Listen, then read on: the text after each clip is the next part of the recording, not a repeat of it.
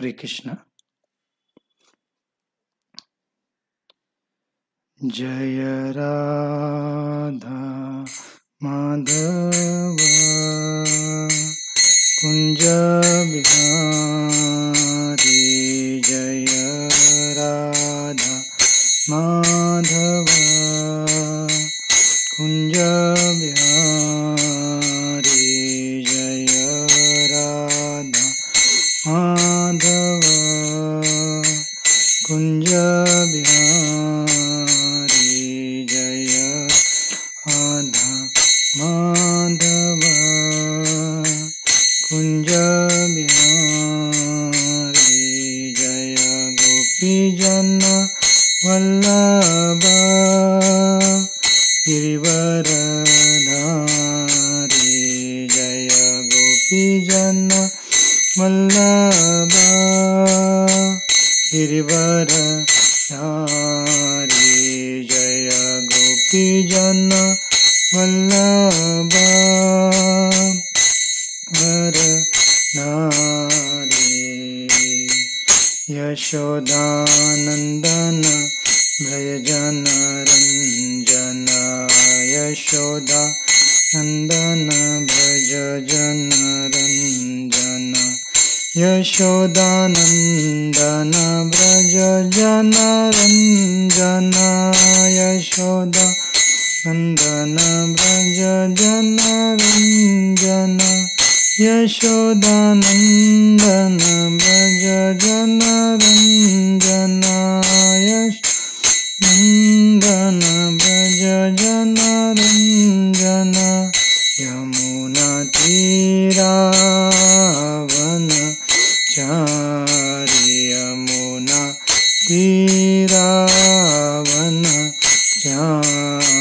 यमुना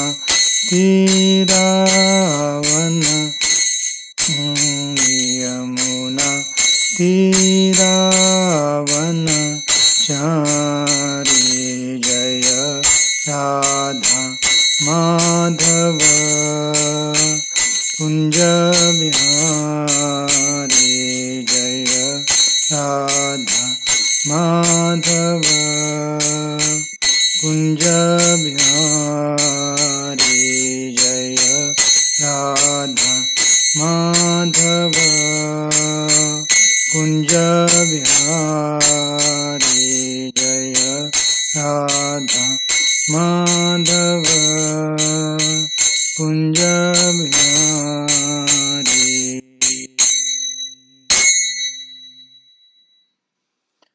श्री श्री राधा गोपाल भगवान की जय।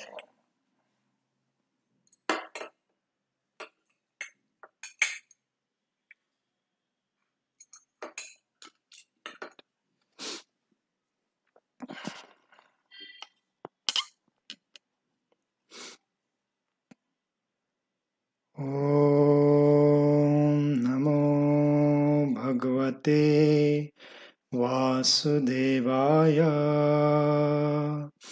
ओम नमो भगवते वासुदेवाय,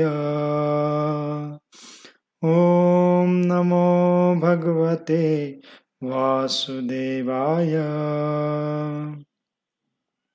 नमो विष्णुपादाय कृष्णपृष्ठाय भूतले श्रीमते भक्तिवेदांत स्वामिनिति नामिने, नमस्ते सारस्वती देवे गौरवाणी प्रचारिणे, निर्विशेष शून्यवादी पाश्चात्य देशतारिणे, जय श्री कृष्ण चैतन्य प्रभु नित्यानंद, श्री अद्वैत गदाधर श्रीवासादि गौर भक्तवृंद, हरे कृष्णा कृष्णा कृष्णा हरे हरे, हरे राम राम राम हरे हरे।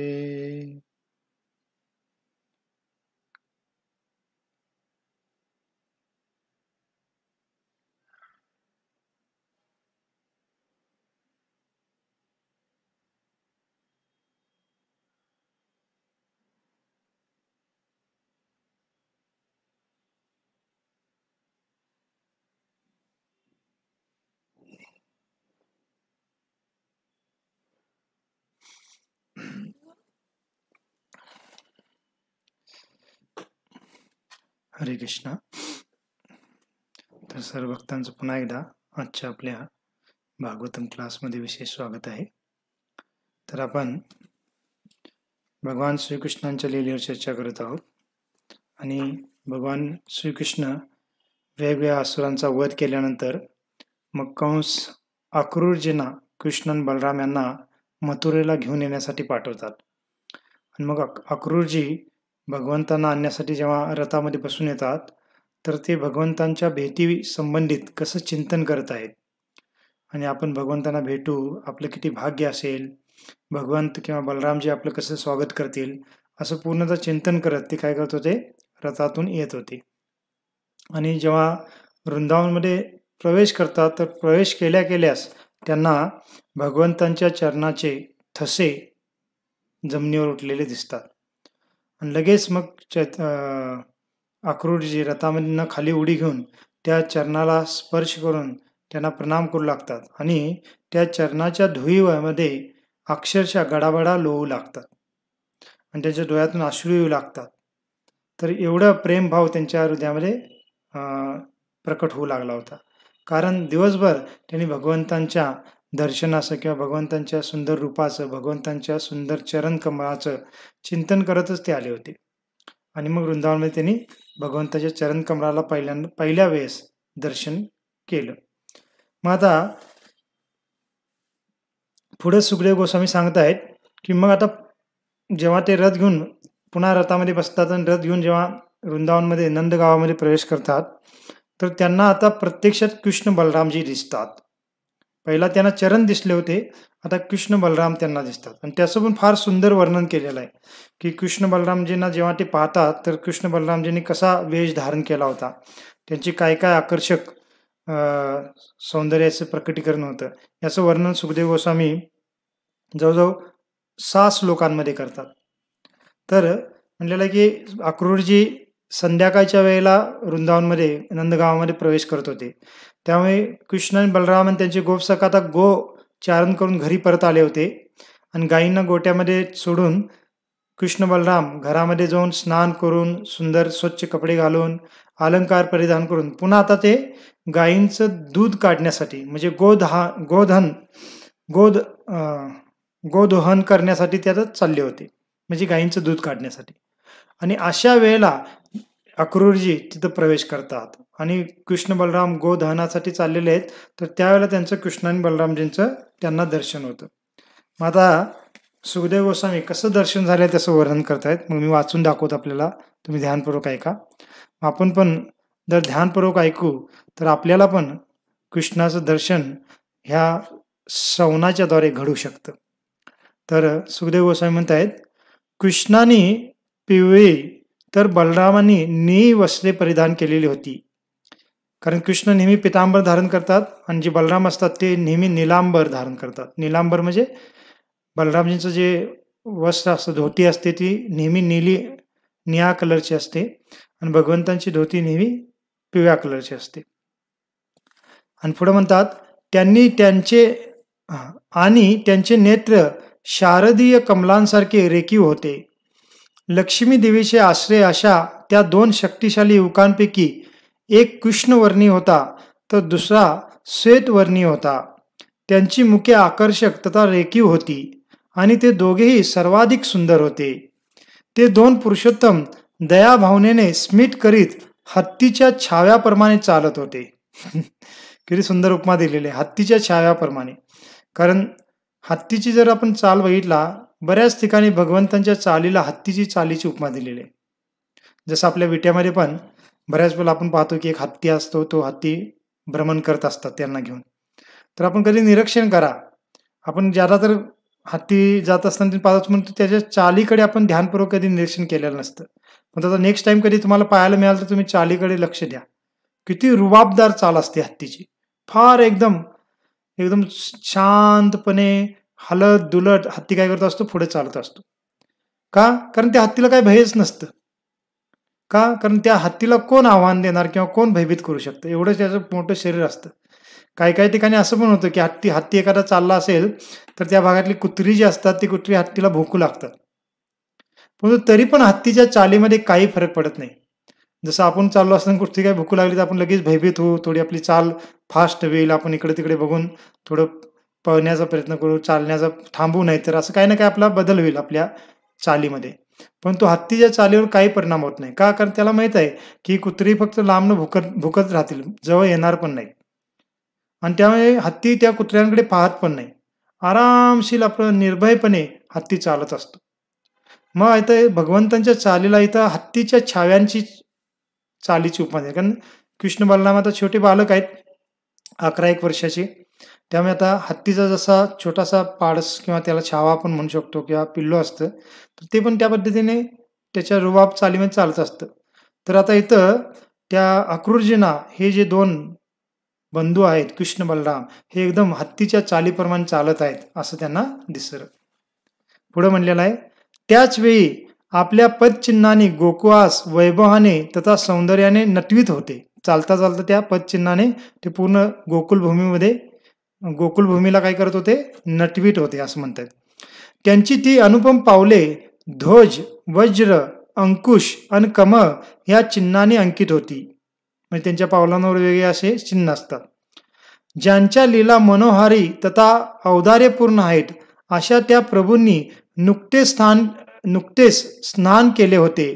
ते दोघेही रत्नखचित हार, वनमाला, सुगंधी दर्वे, मंगलमय लक्षणे आणि निर्मल वस्त्रांनी युक्त होते. ते आदिपुरुष, विश्वाचे स्वामी आणि अखिल अस्तित्वाचे कारण असून पृथ्वीच्या कल्याणासाठी आता केशव आणि बलराम यांच्या रूपात अवतीर्ण झाले होते. हे राजन, ते दोघे सोन्याने मडवलेल्या पाचूच्या आणि रूपाच्या पर्वताप्रमाणे दिसत होते आणि स्वतःच्या तेजाने सर्व दिशांमधील अंधार नष्ट करीत होते. आता इथे हे राजन हा शब्द आलाय, हा कोणासाठी आलाय? हा परीक्षित महाराजांसाठी आलेला आहे. कारण सुखदेव गोस्वामी परीक्षित महाराज सांगतात, म्हणतात की हे राजन, ते अशा पद्धतीने सुंदर त्यांनी वेश परिधान केला होता, अलंकार परिधान केले होते आणि जणू काही दोघं जण काय वाटत होते? एक पाचूचा आणि एक रुपयाचा पर्वताप्रमाणे. आता पाचू आणि रुपा हे एक रत्न आहेत आणि हे फार तेजोमय रत्न असतात. मग छोटासा रत्न जर एवढा तेजोमय असेल तर त्याचा जर पर्वतच असेल पूर्णतः, तर तो किती तेजमय असेल. तर कृष्ण आणि बलराम तसे दिसत होते. कारण कृष्ण आणि बलरामजींचं जे शरीर आहे ते स्वयंप्रकाशित आहे. आपल्यासारखं जड तत्वाने बनलेलं त्यांचं शरीर नाही आहे. त्यांचं शरीर दिव्य तत्वाने बनलेलं आहे आणि कृष्ण बलरामजींच्या शरीरातून दिव्य प्रकाश नेहमी बाहेर पडत असतो. आणि त्यामुळे सुखदेव गोस्वामी इथं म्हणतायत की त्यांची दोघांचेही शरीर अशा रत्नांच्या पर्वताप्रमाणे वाटत होते. त्याच्यातून फार तेज प्रकट होत होतं. आणि मग काय होतं की जेव्हा अक्रूरजी पाहतात तर लगेच काय करतात? रथातून खाली उतरतात त्यांना पाहिल्या आणि कृष्ण बलरामजींच्या समोर साष्टांग दंडवत करतात. आता अक्रूरजी वयाने कृष्ण बलरामजींच्या पेक्षा फार मोठे आहेत. अक्रूरजी त्यांच्या म्हणजे कृष्ण बलरामजींचे जे वडील आहेत वसुदेव त्यांच्या वयाचे आहेत. म्हणजे कृष्ण बलरामजींना ते काकांप्रमाणे आहेत. तरी पण अक्रूरजी काय करतात? कृष्ण बलरामजींना दंडवत प्रणाम करतात. का? कारण त्यांना माहित होतं हे जरी बालक रूपामध्ये असले तर हे कोण आहेत? दोघेही पूर्ण पुरुषोत्तम भगवंत आहेत. म्हणून लगेच त्यांनी काय केलं? एकदम दंडवत प्रणाम केला आणि उभे राहतात. आणि उभे राहिल्यानंतर काय होतं? त्यांच्या डोळ्यातून अश्रू येऊ लागतात, त्यांचं शरीर थरथर कापू लागतं, त्यांच्या शरीरावर रोमांच उभे राहतात. का? कारण ज्या भगवंतांच्या दर्शनाचं चिंतन ते दिवसभर करत आले होते त्यांचं आता प्रत्यक्ष त्यांना दर्शन होत होतं आणि त्यांचा कंठ इतका दाटून येतो की त्यांना काही बोलताच येत नाही, त्यांच्या तोंडातून शब्दच फुटत नाहीत. मग आता कृष्ण आणि बलराम हे जेव्हा पाहतात आणि लगेच ओळखतात, कारण भगवंतांना त्यांच्या भक्तांचा भाव लगेच कळतो. मग कृष्ण बलराम काय करतात? लगेच पुढे येतात, विशेष करून कृष्ण पुढे येतात आणि कृष्ण काय करतात? आपल्या सुंदर अशा दोन्ही हात पुढे करून अक्रूरजींना पकडतात आणि आपल्या जवळ ओढून त्यांना आलिंगन देतात. म्हणजे बघा अक्रूरजींची किती आनंद त्यांना झाला असेल आणि कृष्णाने त्यांना आलिंगन, हेच चिंतन करते आले होते की कृष्ण मला पाहिल्यानंतर जवळ घेतील, मला आलिंगन देतील. तर असंच घडत आहे. मग का? कारण भगवंतांना माहित आहे की माझा भक्त मला भेटण्यासाठी येत आहे आणि त्यांनी काय काय चिंतन केलेलं आहे किंवा काय अपेक्षा केलेलं आहे माझ्याकडून, की मी गेल्यानंतर माझं ते कसं स्वागत करतील, मला आलिंगन देतील, माझा हात हातात घेतील. तर असं चिंतन अक्रूरजी करत आले होते. तर तसंच अक्रूरजींच्या सोबत आचरण करतायत आणि अक्रूरजींना जोरात एकदम काय करतायत, आलिंगन देत आहेत. मग अक्रूरजी एकदम संतुष्ट होतात, फार स्वतःला एकदम भाग्यशाली समजू लागतात. आणि मग काय होतं, मग अक्रूरजींना आलिंगन कृष्ण दिल्यानंतर बलरामजी पुढे येतात आणि बलरामजी काय करतात, दोन्ही आपल्या हाताने अक्रूरजींचे हात आपल्या हातामध्ये घेतात. आता हे बघा, फार प्रेमात, जसं आपण एखादा कोण आपल्या घरी आला आणि आपल्यासाठी तो फार प्रेम असेल तर आपण एकदम काय करतो, त्याला आलिंगन देतो किंवा त्यांचा हात आपल्या हातात घेऊन आपण बसतो किंवा बोलतो. तर हे फार एकदम घनिष्ठ प्रेमाचं लक्षण आहे. तसंच बलरामजी काय करतात, कृष्णाने त्यांना आलिंगन दिलं आणि बलरामजीने त्यांचा हात हातात घेतला, कारण बलरामजी कृष्णांपेक्षा मोठे आहेत. आणि मग बलरामजी एक मोठ्या भावाप्रमाणे काय करतात, अक्रूरजीचा हात हातात घेऊन कृष्णाने अक्रूरजी दोघांना घेऊन ते आपल्या घरी जातात. आणि घरी जात असतानाच बलरामजी अक्रूरजींना त्यांचं सेम कुशल विचारलं. कुशल म्हणजे तुम्ही कसे आहात, तुम्हाला तुमचा प्रवास कसा झाला, तुम्हाला त्रास तर झाला नाही ना, अशा पद्धतीने ते बलरामजी एकदम मधुर शब्दामध्ये त्यांना विचारू लागतात. आणि असं विचारत चौकशी करत ते अक्रूरजींना आपल्या घरी घेऊन जातात. आणि अक्रूरजी तर फारच एकदम, त्यांचा आनंद व्यक्त करायला त्यांना शब्द फुटत नव्हते त्यांच्या मुखातून, एवढा त्यांना आनंद झाला होता. आणि मग घरात गेल्या गेल्या काय होतं की मग बलरामजी त्यांना फार एकदम उत्तम आसन देतात. कोणाला? अक्रूरजींना. आणि अक्रूरजींची पादपूजा करतात. पाद्यपूजा म्हणजे त्यांच्या चरणाची पूजा करतात, त्यांच्या चरणाला धुतात बलरामजी आणि त्याची पूजा करतात. आणि त्यांना मधुपर्क अर्पण करतात. मधुपर्क म्हणजे आपण जसं अभिषेकच्या वेळेला करतो, मध, दूध, दही आणि साखर, पाणी आणि तूप हे सर्व मिक्स करून ते मधुपर्क म्हणतात, कारण हा थकवा दूर करणारा पदार्थ असतो. आणि बलरामजी त्यांच्या चरणाची पूजा करून, अक्रूरजींच्या चरणाची पूजा करून त्यांना मधुपर्क अर्पण करतात. आता कृष्ण आणि बलराम पूर्ण पुरुषोत्तम भगवंत आहेत, परंतु लीलेमध्ये ते आता अक्रूरजींचे पुतणे आहेत. अक्रूरजी वयाने त्यांच्यापेक्षा मोठे आहेत आणि सन्मानाने, आदराने त्यांना कृष्ण बलरामजीने आदर देणे हे एक सदाचार होता. आणि म्हणून बलरामजी काय करतात, अक्रूरजींना उच्च आसनावर बसून त्यांची पाद प्रक्षालन करतात. आणि अक्रूरजी पण ते पाहत आहेत, करून घेत आहेत, कारण भगवंताची लीला आहे ती. आणि त्या पद्धतीने अक्रूरजी काय करतात, त्या सर्व सेवा स्वीकारतात. आणि बलरामजी त्याच्यानंतर काय करतात, त्यांना एक गाय दान करतात, कारण एक आदराचं प्रतीक म्हणून, कारण हे गोप पालन करणारे आहेत बालक आणि त्यांच्याकडे गायी असतात आणि गायी ते दान करतात अक्रूरजींना. आणि मग त्याच्यानंतर पहा, कृष्ण आणि बलराम अक्रूरजींचं पाद संवाहन करतात. पाद संवाहन म्हणजे त्यांचे चरण दाबू लागतात.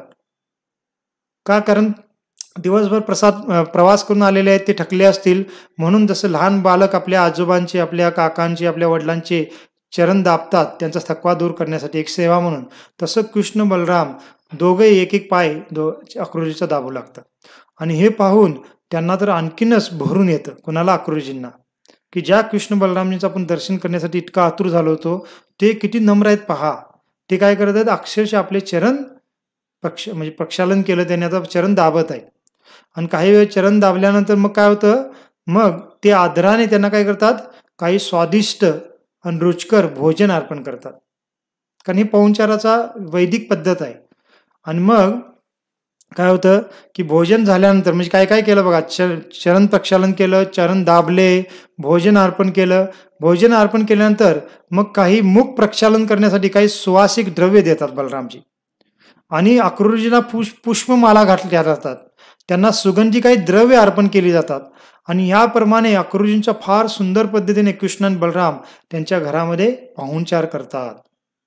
आणि हे सर्व पाहून अक्रूरजी पूर्णतः संतुष्ट होतात. त्यांचा जो थकवा होता दिवसभराचा तो पूर्णतः नाहीसा होतो. वास्तविक भगवंताचं आणि बलरामजीचं दर्शन केल्यानंतरच एखाद्याचा थकवा निघून जातो. आणि त्यात हे कृष्ण आणि बलराम एवढ्या चांगल्या पद्धतीने सेवा करत आहेत, तर ते पाहून तर आणखीनच ज्यादा अक्रूरजी एकदम काय होतात, संतुष्ट होतात. आणि मग पुढं नंद महाराज मग त्या ठिकाणी येतात. आणि नंद महाराज अक्रूरजींना पाहून मग त्यांचं स्वागत करतात आणि अक्रूरजींना विचारतात मग की तुम्ही म्हणजे मथुरेमध्ये राहत आहात आणि मथुरेमध्ये जो कंस आहे तो फार क्रूर आहे, आणि त्या क्रूर कंसाच्या सोबत तुम्ही कसे काय वास करत आहात किंवा राहत आहात, म्हणजे तुम्ही ठीक आहात का, अशा पद्धतीने ते चौकशी करू लागतात. आणि ते म्हणतात, नक्कीच तुमची स्थिती कशी झालेली असणार आहे मथुरेमध्ये, की जसा एखादा खाटकाने पारलेल्या मेंढ्याप्रमाणे झाली असणार आहे. जसं एखादा खाटीक असतो, तो खाटक्याने मेंढी पालन केलेले असते. काही त्याच्याकडे मेंढ्या असतात, बकऱ्या असतात, आणि तो त्यांना रोज गवत खाण्यासाठी देत असतो. परंतु त्या मेंढ्यांची स्थिती काय असते, की केव्हा त्यांचा नंबर येईल त्यांना पण माहीत नसतं. कारण खाटीक त्यांना गवत देत आहे, त्यांचं पालन चांगलं करत आहे, परंतु केव्हाही तो त्यातल्या एका मेंढीला घेऊन कट करतो आणि त्याचा जे व्यवसाय तो सुरू करतो. मग नंद महाराज अक्रूरजींना म्हणतात, की तुमची पण स्थिती तशीच झाली असणार आहे. कारण कंसाच्या सोबत मथुरेमध्ये राहणं म्हणजे भलेही तुम्ही किती पण आनंदात राहत असला तरी तुमची स्थिती खाटकांच्या सोबत राहिलेल्या मेंढ्याप्रमाणेच आहे. तशीच झाली असणार आहे. का? कारण कंस इतका निर्दयन क्रूर होता, कधी त्याला कोणत्या यादवांवर क्रोध येईल काय सांगता येत नाही. आणि क्रोध आला तर तो त्या यादवाला पकडायचा, त्याला मारायचा किंवा बंदी बनवून टाकायचा.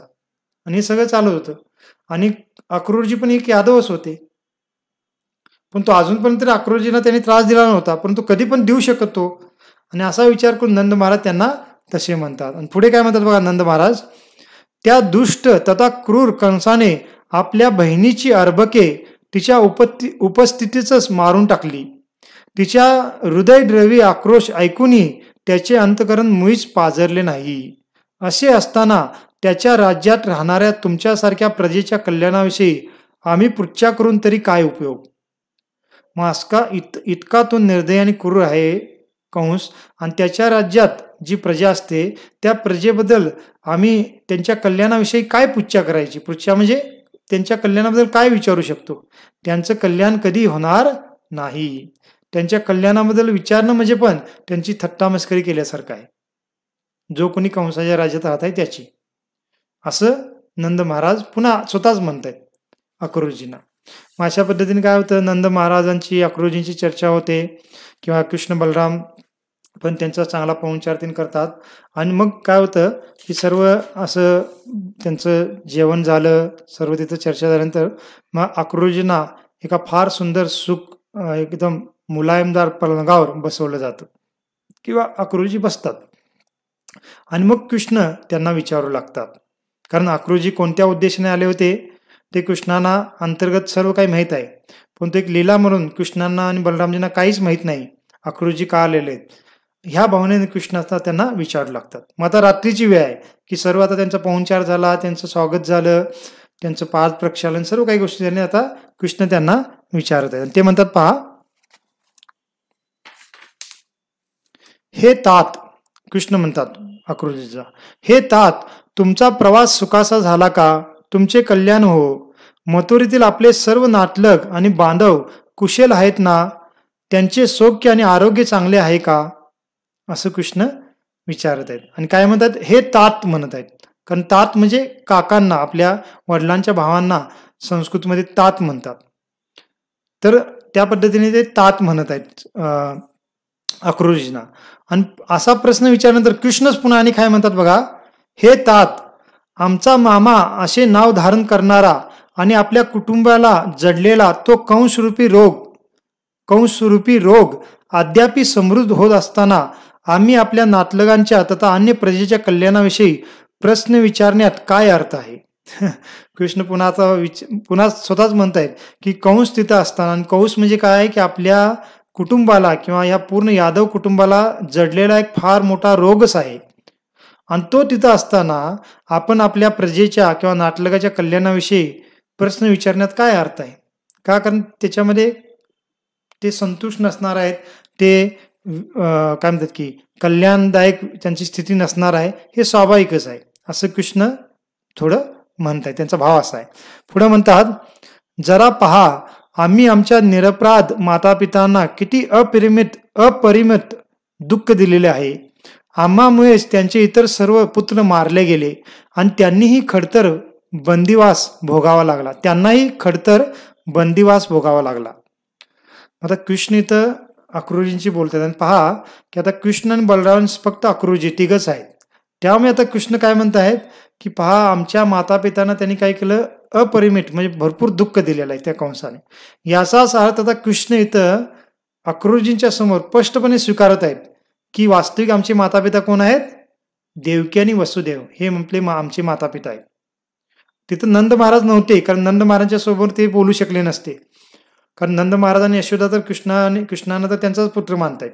कारण नंद महाराजांना अजून पण माहीत नाहीये की वसुदेवाने त्यांच्या पुत्राची अदलाबदल केली होती. हे नंद महाराजांना किंवा यशोदा मातेला अजून माहीत नाही.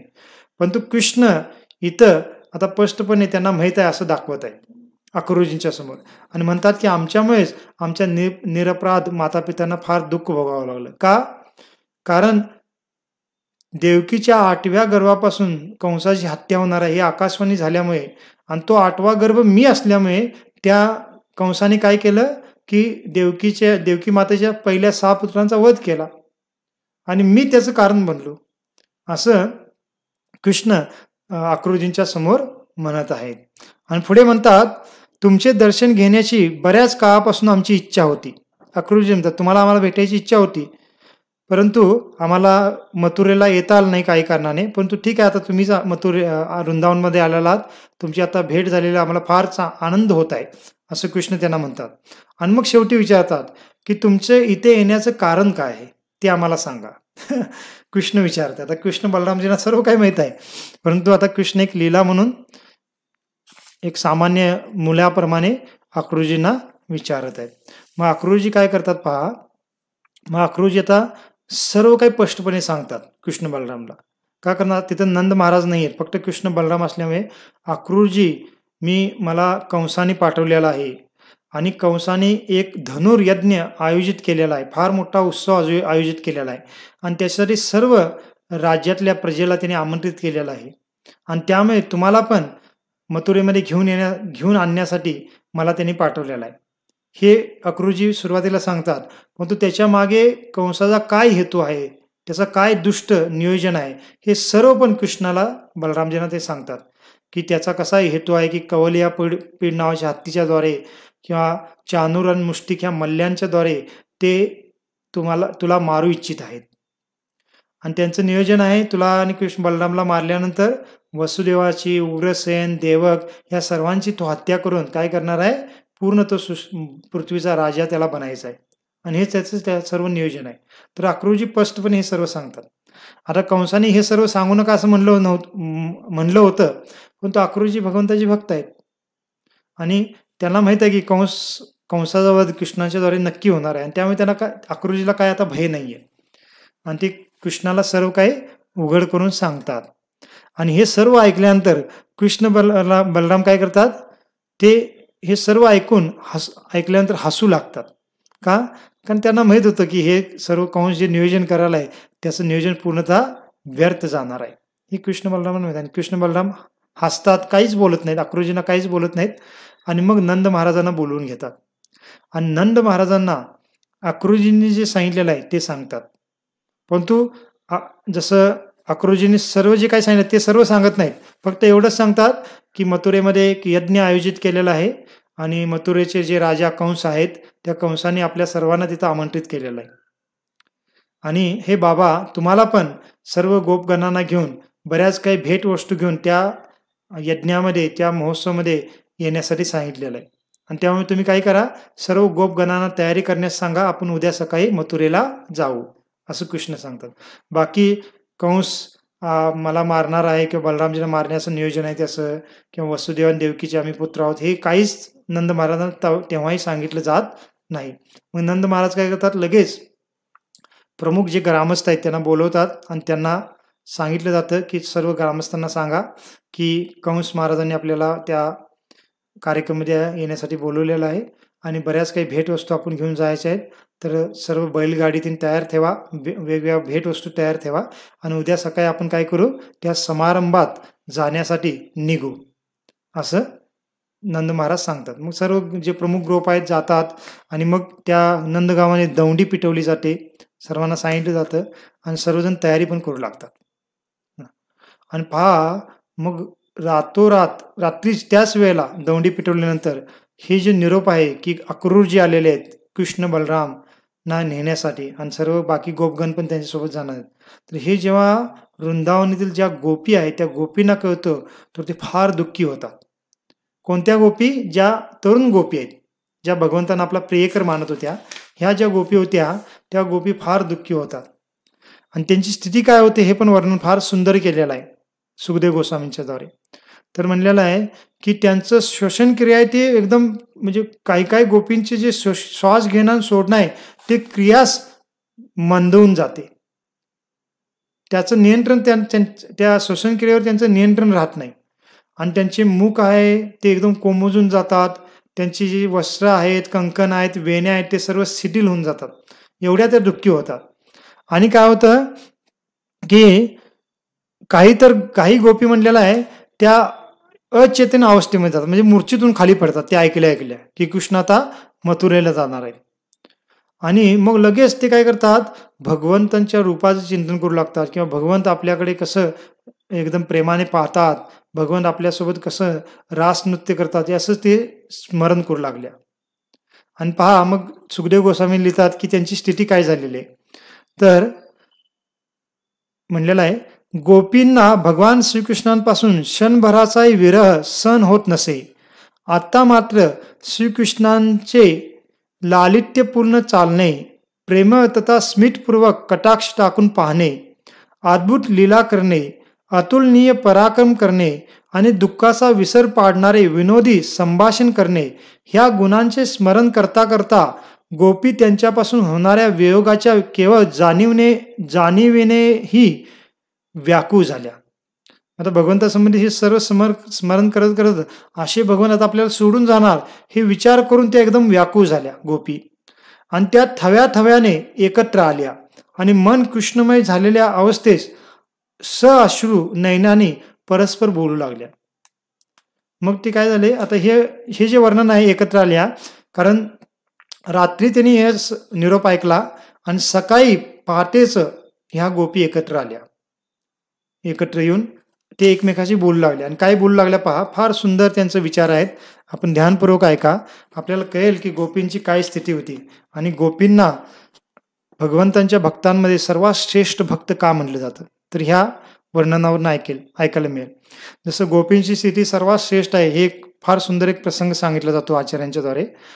तर आपण गोपींची स्थिती काय होती हे वाचण्याच्या अगोदर एक प्रसंग मी आपल्याला सांगतो की एकदा काय झालं की द्वारकेमध्ये म्हणे भगवंतांचं डोके दुखू लागलं. आता भगवंतांचं शरीर तर फार दिव्य आहे, भगवंताच्या शरीरामध्ये कोणताही व्याधी किंवा आजार येत नाही, परंतु भगवंत लीला करण्यासाठी वेगवेगळे असे प्रसंग घडवून आणतात. मग एक दिवस द्वारकेमध्ये काय झालं, भगवंताचं डोकं फार दुखू लागलं. भरपूर काय उपचार केले, भरपूर काय औषध केली गेली, पण तरी पण भगवंताचं डोकं थांबत नव्हतं. राण्या ज्या आहेत त्या सर्व राण्या वेगळ्या प्रयत्न करत होते, पण तरी पण काय डोकं थांबलं नाही. मग काय होतं, तिथं नारद मुनी येतात आणि नारद मुनींना पण कळतं की भगवंतांचं डोकं असं फार दुखत आहे. मग नारद मुनी भगवंतांना विचारतात की तुमचं डोकं एवढं दुखत आहे, काही केलं ते थांबत नाही आहे, तर तुम्हीच सांगा त्याच्यावर काय उपाय आहे. तर कृष्ण म्हणतात त्याच्यावर एकच उपाय आहे, तो म्हणजे काय की माझे जे भक्त आहेत त्या माझ्या भक्तांच्या चरणाची धूळ जर तुम्ही आणला आणि ती धूळ जर माझ्या मस्तकाला लावला तर माझं डोकं शमेल, थांबेल दुखायचं, असं कृष्ण म्हणतात. मग नारद म्हणतात एवढंच, तर मी लगेच आणेन की म्हणतात. का, कारण तुमचे भक्त आहेत ते तुमच्यासाठी चरणाची धूळ लगेच द्यायला तयार होतील. तर मग कृष्ण थोडे स्मित हास्य करतात आणि ठीक आहे म्हणतात, नारदा तू घेऊन ये म्हणतात.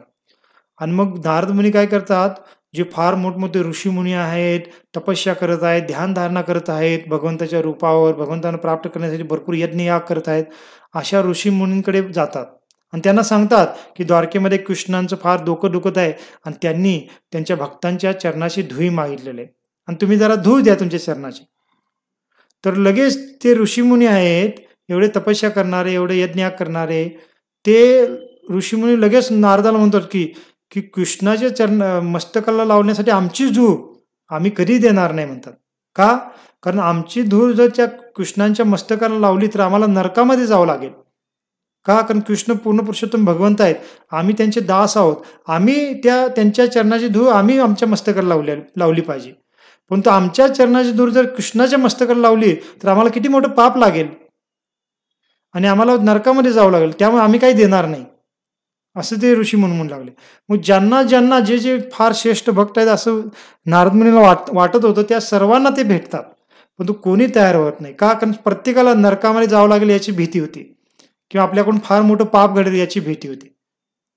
मग पुन्हा सगळीकडे फिरून इकडं तिकडे जाऊन पुन्हा कृष्णांकडे नारद मुनी कृष्णांकडे येतात आणि कृष्णांना म्हणतात की मला तर वाटलं होतं कोणीतर म्हणजे तुमच्या भक्तामध्ये लगेच कोणतर द्यायला तयार होईल असं मला वाटलं होतं, पण तुम्ही हे भगवंता मी पाहिलं कोणी द्यायला तयार नाही. का? कारण सर्वांना भीती आहे की फार मोठं पाप घडेल आणि त्यांना नरकामध्ये जावं लागेल त्या पापाची प्रतिक्रिया म्हणून.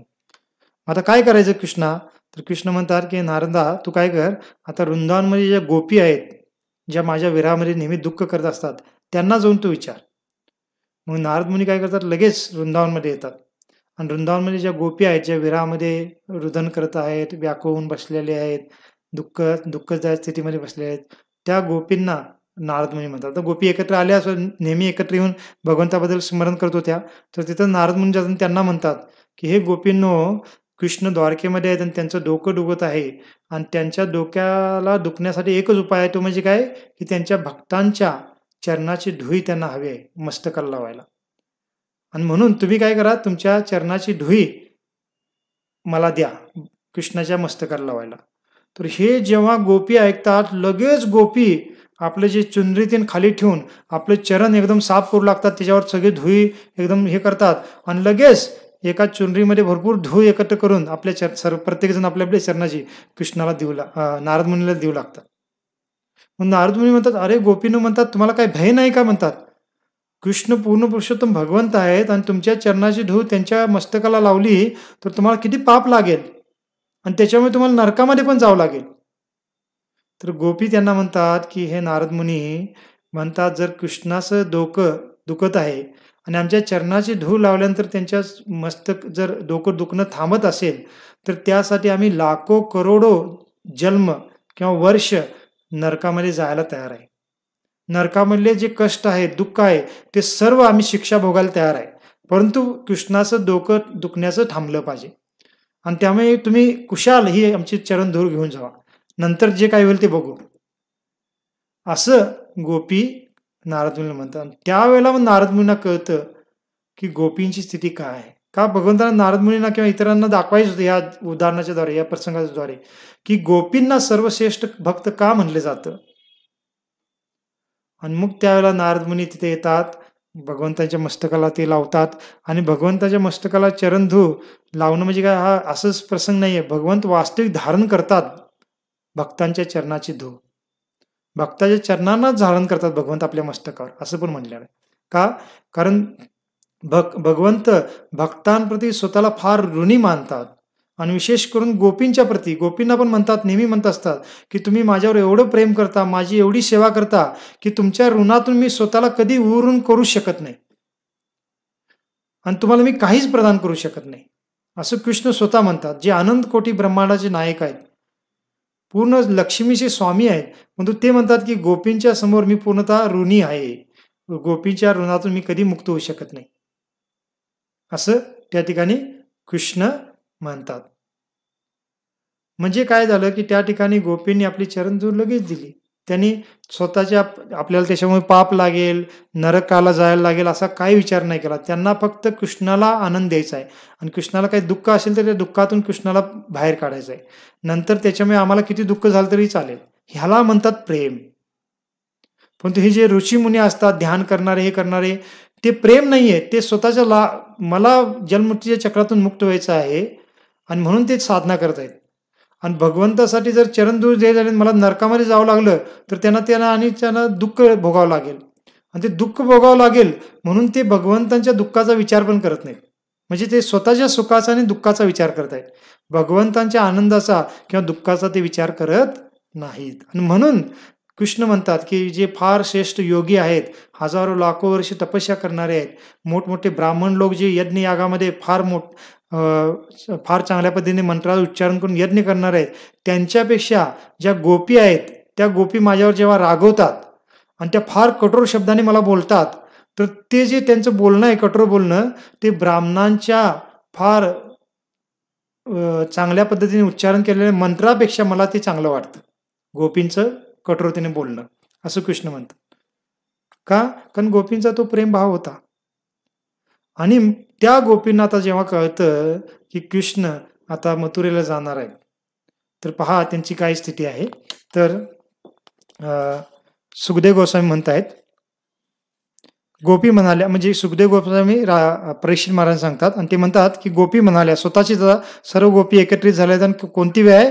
पहाटेची वेळ आहे. आणि ते काय म्हणतायत, अरे विधात्या. विधात्यामध्ये कोणाला? विधाता हा शब्द, विधी किंवा विधाता हा ब्रह्माजींना म्हणलं जातं, कारण ब्रह्माजी या सृष्टीचे निर्माता, म्हणजे निर्माण त्यांनी केलेलं आहे आणि ते बरंच काही नियोजन करत असतात. तर ते म्हणतात, अरे विधात्या, तुला मुळीच दया नाही का? असं गोपी म्हणतायत. का? कारण तू देहधारी प्राण्यांना मित्रत्वाच्या तथा प्रेमाच्या संबंधाने एकत्रित आणतोस आणि त्यांच्या इच्छा तृप्त होण्यापूर्वीच त्यांचा निरर्थकपणे पुन्हा वियोग करतोस.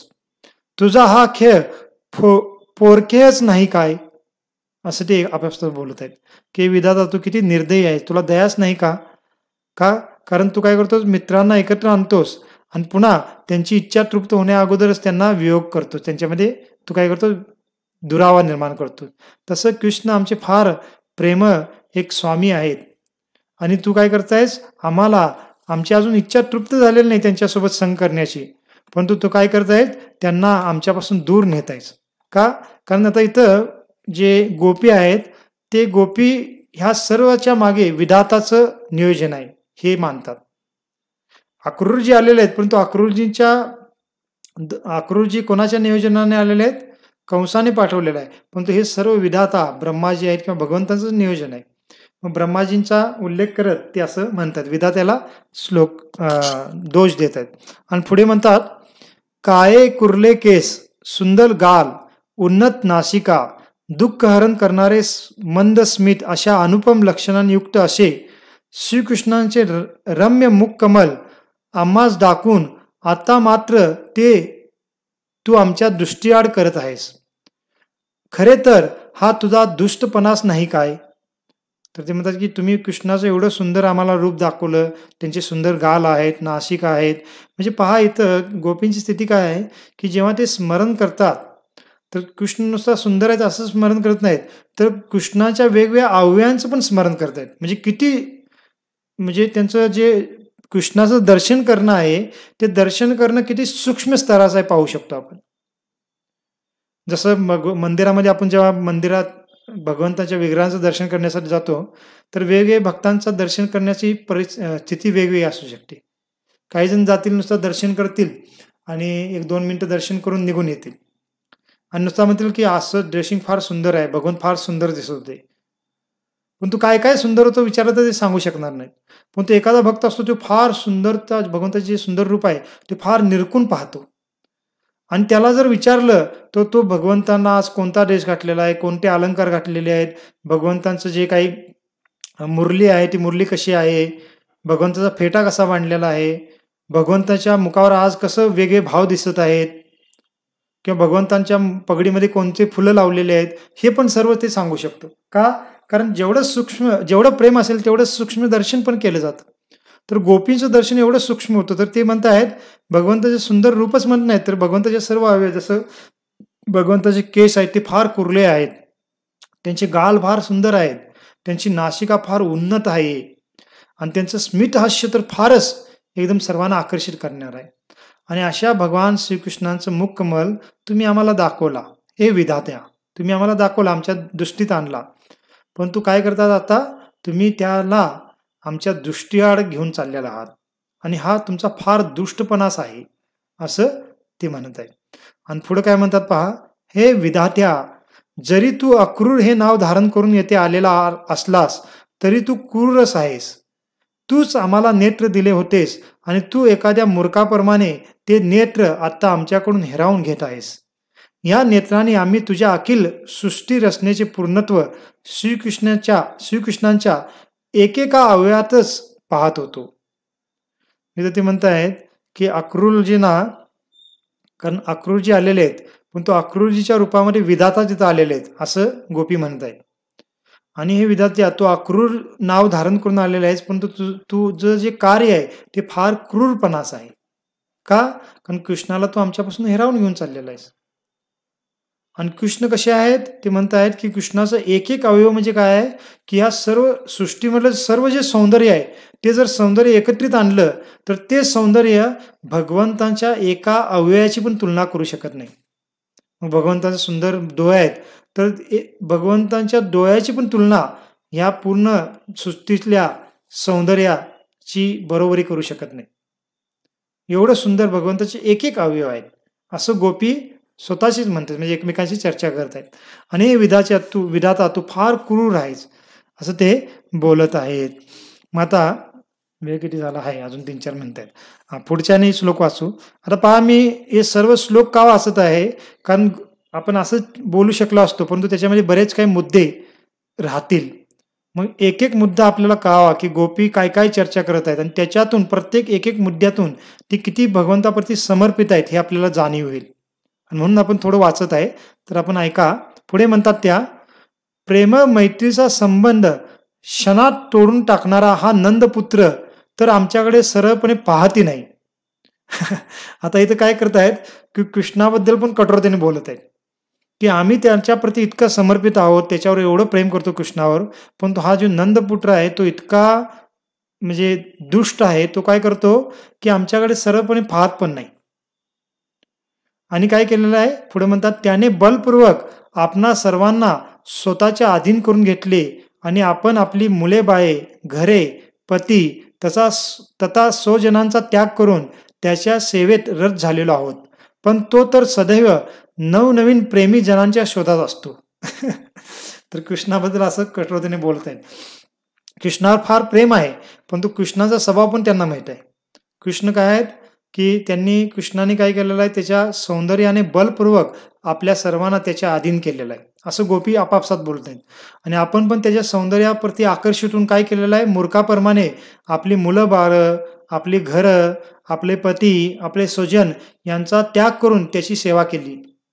पण तो इतका कठोर आहे की तो काय करतो, आपल्या सेवेचं काहीच महत्त्व न समजता तो नवीन प्रेमासाठी म्हणजे नवीन लोकांच्या प्रेमासाठी तो काय करत असतो, इतर ठिकाणी जात असतो असं कृष्णाबद्दल ते म्हणत आहेत. म्हणजे ते अक्रूरजीबद्दल पण क्रोध व्यक्त करत आहेत आणि ज्या कृष्णाच्या प्रेमापोटी ते अक्रूरजीला कठोरतेने बोलत होते त्याच कृष्णाबद्दल पण आता कठोरतेने बोलत आहेत की कृष्ण फार दुष्ट आहेत आणि ते नक्कीच निघून जातील आता लगेच. का? कारण त्या कृष्णाला आपल्या प्रेमाचं काही मोलच वाटत नाही. परंतु कृष्ण म्हणतात की तुमच्या प्रेमाच्या समोर मी पूर्णतः ऋणी आहे. तरी पण गोपींचा तो एक भाव आहे, कारण प्रियकरण प्रेयसीमध्ये हे सर्व चालतं. आणि तसं विचार करून ते एकमेकांमध्ये चर्चा करतात. आणि याच्यावरून आपल्याला कळतं की काही गोपी होत्या त्यांचा आता विवाह पण झाला होता आणि काही गोपींना मुलं पण होती छोटी छोटी, परंतु तरी पण ते कृष्णाप्रती आकर्षित होती. आणि त्यामुळे ते म्हणतायत की आम्ही कृष्णाप्रती आकर्षित होऊन काय केलं, आमच्या मुलाबाळांचा त्याग केला. रासलीलेच्या वेळेला काही गोपी तशा आल्या होत्या, त्यांची छोटी छोटी मुलं होती, त्यांचे पती होते, त्यांचे स्वजन होते, त्या सर्वांचा त्याग करून त्या आल्या. आता नैतिक दृष्टिकोनातून हे फार चुकीचं आहे, परंतु आध्यात्मिक दृष्टिकोनातून भगवंतासाठी सर्वात श्रेष्ठ कार्य आहे. कारण भगवंत सर्वोच्च आपले स्वामी आहेत. बाकी सर्व हे जे नाते आहेत हे तात्कालिक आहेत. याला त्यागायचंच आहे एक दिवस. गोपीने लगेच त्यागलं म्हणून तर त्यांना श्रेष्ठ भक्त म्हणतात. आणि गोपी तर म्हणतात की आम्ही त्याच्या सेवेसाठी या सर्व नातलगांचा त्याग केला, पण त्याला काही त्याचं वाटतच नाही. आणि तो काय असतो, नवीन प्रेमाच्या शोधामध्ये नेहमी असतो. आणि आता तो खुशाल मथुरेला निघून जाईल असं गोपी स्वतःमध्येच चर्चा करत आहेत. तर आपण काय करूया, आता आपला वेळ पण पूर्ण झालेला आहे, आपण थांबू. आता उद्या आणि चर्चा करू पुढची की गोपी अजून काही चर्चा करत आहेत. फार सुंदर त्यांचं विचार आहेत गोपींचे की कशा पद्धतीने ते चिंतन मनन करत आहेत, त्यांची स्थिती काय झालेली आहे. आणि मग शेवटी कृष्ण मथुरेला जातात आणि मथुरेला कंसाचा वध करतात. आता बरेच 1-3-4 दिवस लागेल आपल्याला हे सर्व प्रसंग चर्चा करायला, परंतु आपण पुढे हे सर्व प्रसंग पाहत राहू. तर आपल्याला थोडं 1-2-3 दिवस कंटाळून वाटेल, कारण आपण बरेच काही वेगळे प्रसंग चर्चा करता वाचत चर्चा करत आहोत. कारण उद्देश हाच आहे आपला की आपण रोज क्लास घेत आहोत, तर आपण फास्ट न जाता आपल्याला आता फार चांगल्या पद्धतीने हे प्रसंग समजून यावेत की अक्रूरजींचा भाव काय होता, त्यांचं काय चिंतन मनन चालू होतं, किंवा आता गोपींचा काय भाव आहे, गोपींचा प्रेम सर्वात श्रेष्ठ का म्हणलं जातं. आणि गोपींची स्थिती काय झालेली आहे, कृष्ण बलराम मथुरेला जात असताना, हे आपल्याला म्हणजे एकदम पूर्णतः जाणीव व्हावी, ती कळावं यासाठी थोडं आपण विस्तारितपणे चर्चा किंवा वाचन करत आहोत. तर उद्या पण आपण ते करू आणि पुढे पण चर्चा करत राहू. तर ठीक आहे, आपण इथं थांबूया. शील प्रभुपाद की जय, अनंत कोटि वैष्णव वृंद की जय, निताय गौर प्रेमानंदे, हरि हरि बोल.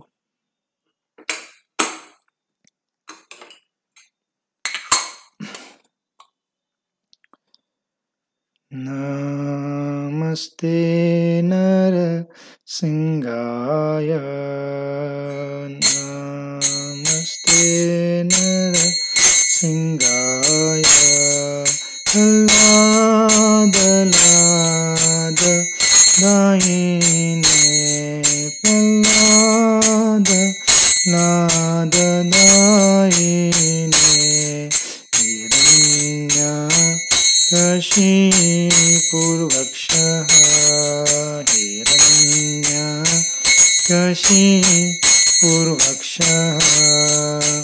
शीलटङ्कनकालये, शीलटङ्कनकालये, तो न सिंहापर तो न सिंहाय, तो न सिंहापर तो न सिंहा, यतो यतो यामित तो न सिंहा, यतो यतो यामित तो न सिंहा, बहे न सिंगारुद हे न सिंहा, बहे न सिंगारुद हे न सिंहा, नर सिंहमदीं शरणं प्रपदे, नर सिंहमदीं शरणं प्रपदे,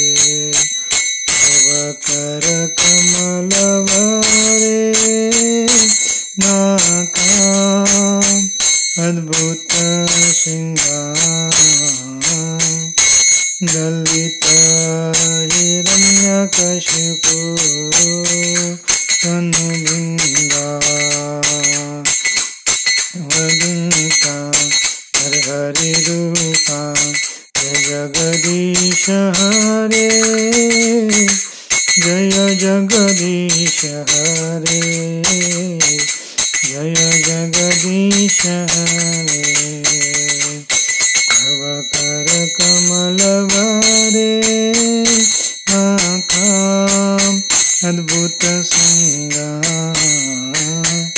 दलित हिरण्यकशिपु तनुभृङ्गा, विश्वदूता हर हरि रूपा, जय जगदीश हरे, जय जगदीश हरे, जय जगदीश हरे, जय केशवदूता हर हरि रूपा, जय जगदीश हरे, जय जगदीश हरे, जय जगदीश हरे, जय विघ्न विनाशक नृसिंहदे, विघ्न विनाशक नृसिंहदे, जय प्रह्लाद महाराज, प्रह्लाद महाराज, प्रह्लाद महाराज, जय प्रह्लाद महाराज,